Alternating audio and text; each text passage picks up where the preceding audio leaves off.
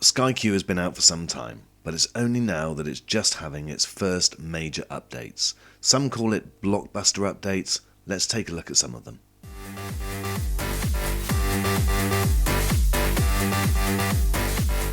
Hey everyone, this is All Things Tech. Now, I've had Sky Q, as many of you know, for some time. There's been some things I've absolutely loved about it and some things I've hated. There's just been a huge new update, and I thought I'd go in and tell you the good things and the bad things, and also some of the things that are still to come. So this is now the home screen. So you've still got the same section of your pick, so the things that Sky want you to be looking at.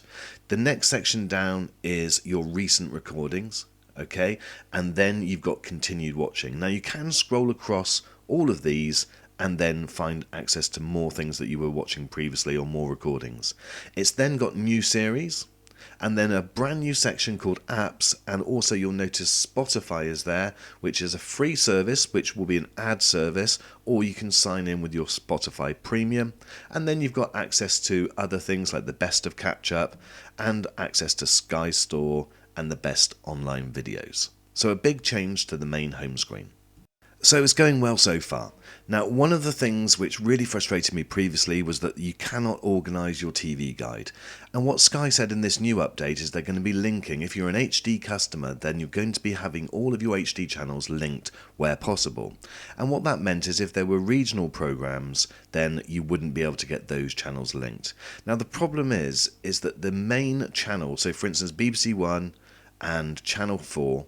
Now, the majority of everything that's on those channels are not regional.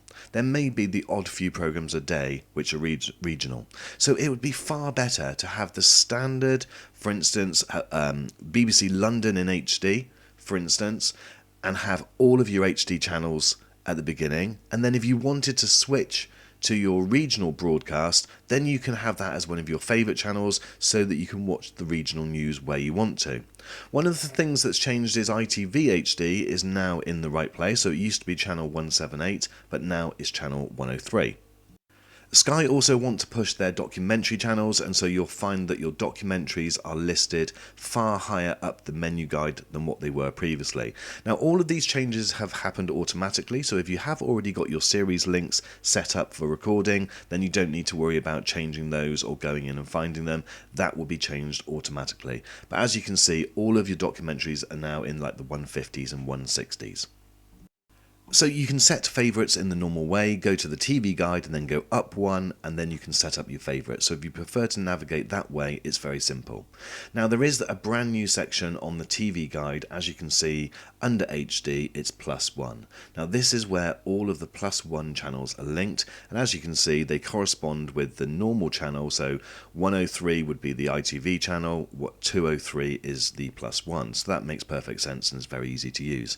One of the things that again is frustrating, and I don't think this is so much a Sky thing, it's more the broadcaster, is that all of these are in standard definition. So if you are wanting to watch something which was on an hour ago, but you'd prefer to watch the HD version, you're struggling to get an HD +1, and that would be something which I'd like to see in the future.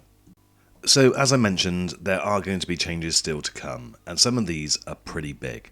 Now, the first one is HDR. Now, this is high dynamic range, and this effectively means you'll get better colours and also better contrast ratio. Now, you do have to have a specific HDR TV in order to take advantage of these.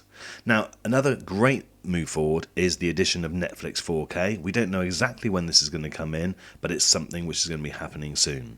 And also Sky is saying that they're going to get their app to more devices and more smart TVs.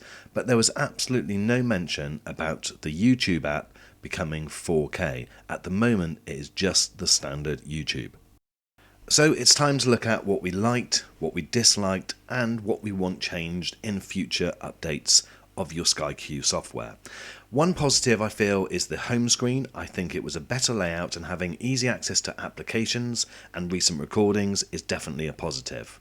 Going on to the TV guide, I thought the +1 section was great, having HD channels grouped where possible. There are some things that I'll come on to in my wants, with regard to that. Applications, there's more applications including Spotify, and obviously we know that Netflix is going to be coming in the future.